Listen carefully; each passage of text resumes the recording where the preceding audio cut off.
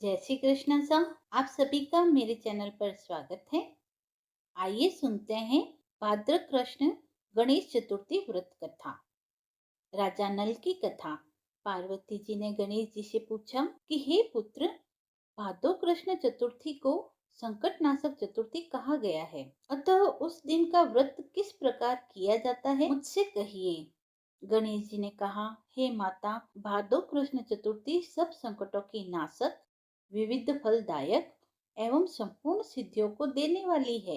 पूर्व वर्णित विधि से ही इसकी पूजा करनी चाहिए। हे माते, इस व्रत में आहार संबंधी कुछ विशेषताएं हैं, मैं उन्हें भी बतलाता हूँ। श्री कृष्ण जी कहते हैं कि हे युधिष्ठिर, पुत्र की ऐसी बातें सुनकर पार्वती जी ने उनसे पूछा कि आहार एवं पूजन में क्या विशेषता है, उसे कहिए। गणेश जी ने कहा कि गुरु द्वारा वर्णित प्रणाली से इस दिन भक्ति भाव से पूजन करें। 12 महीनों में अलग अलग नामों से गणेश जी की पूजा करनी चाहिए। विनायक, एकदंत, कृष्ण पिंग, गजानन, लंबोदर, भालचंद्र, हैरंब, विकट, वक्रतुंड, आखुरथ, विघ्नराज और गणधीप, इन 12 नामों से व्रती को गणेश जी की पूजा करनी चाहिए। अलग अलग महीने में क्रमशः एक एक नामों से पूजा करें। चतुर्थी के दिन प्रातः नित्य कर्म से निवृत्त हो व्रत का संकल्प करें। तत्पश्चात रात्रि में पूजन और कथा श्रवण करें। पूर्व काल में नर नामक एक पुण्यात्मा और यशस्वी राजा हुए। उनकी रूपशाली रानी दमयंती नाम से प्रसिद्ध थी। एक बार उन्हें शापग्रस्त होकर राजच्युत होना पड़ा और रानी के वियोग में कष्ट सहना पड़ा। तब उनकी रानी दमयंती ने इस सर्वोत्तम व्रत को किया। पार्वती जी ने पूछा कि हे पुत्र, दमयंती ने किस विधि से इस व्रत को किया और किस प्रकार व्रत के प्रभाव से 7 महीने के अंदर ही उन्हें अपने पति से मिलने का संयोग प्राप्त हुआ। इन सब बातों को आप मुझे बतलाइए।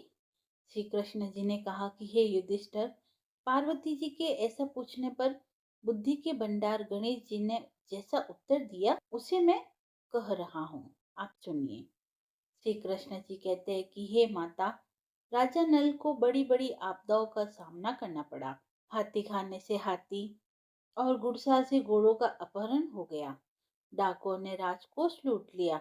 अग्नि की ज्वाला में गिरकर उनका माल भस्मसात हो गया। राजा को नष्ट करने वाले मंत्री लोगों ने भी साथ जोड़ दिया। राजा जुए में सर्वस्व गवा बैठा। उसकी राजधानी भी उसके हाथ से चली गई। सभी ओर से निराश और असहाय होकर राजा नल वन में चले गए। वन में रहते समय उन्हें दमयंती के साथ अनेक कष्ट झेलने पड़े। इतना होते हुए भी उनका रानी से वियोग हो गया। तत्पश्चात राजा किसी नगर में सईस का काम करने लगी। रानी किसी दूसरे नगर में रहने लगी और राजकुमार भी अन्यत्र काम करने लगे। जो किसी समय राजा, रानी व राजपुत्र कहे जाते थे, वे ही अब भिक्षा मांगने लगे। तरह तरह के रोगों से पीड़ित होकर, एक दूसरे से विलग होकर कर्म फल को भोगते हुए दिन बिताने लगे। एक समय की बात है कि वन में भटकते हुए दमयंती ने महर्षि शरभृंग के दर्शन किए। उसने उनके पैरों पर नतमस्तक होकर हाथ जोड़कर कहा, हे ऋषिराज, मेरा अपने पति से मिलन कब होगा? किस उपाय से मुझे हाथी घोड़ों से युक्त घनी आबादी वाली नगरी मिलेगी? मेरा भाग्य कब लौटेगा? हे मुनिवर, आप निश्चय रूप से बतलाइए। श्री गणेश जी कहते हैं कि दमयंती का यह उत्तम प्रश्न सुनकर शरभृंग मुनि ने कहा, हे दमयंती, मैं तुम्हारे कल्याण की बात बतलाता हूँ, सुनो। इससे घोर संकट का नाश होता है। सब कामनाएं पूर्ण करने वाला तथा सुखदायक है यह व्रत। भादो मास की कृष्ण चतुर्थी संकट नाशन कहलाती है। इस प्रकार नर नारी को एक दंत गजानन की पूजा इस व्रत में करनी चाहिए। विधि पूर्वक व्रत एवं पूजन करने से ही हे रानी, तुम्हारी संपूर्ण इच्छाएं पूरी होगी।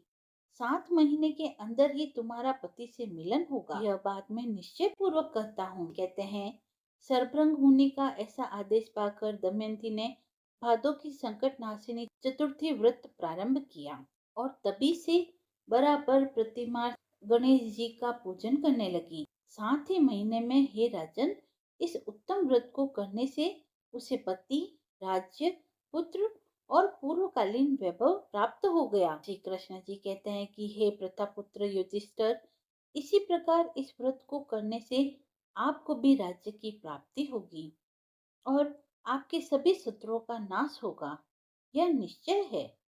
हे राजन, इस प्रकार मैंने सभी व्रतों में उत्तम व्रत का वर्णन किया। यह सब कष्टों का नाश करता हुआ आपके भाग्य की वृद्धि करेगा। कथा समाप्त हुई।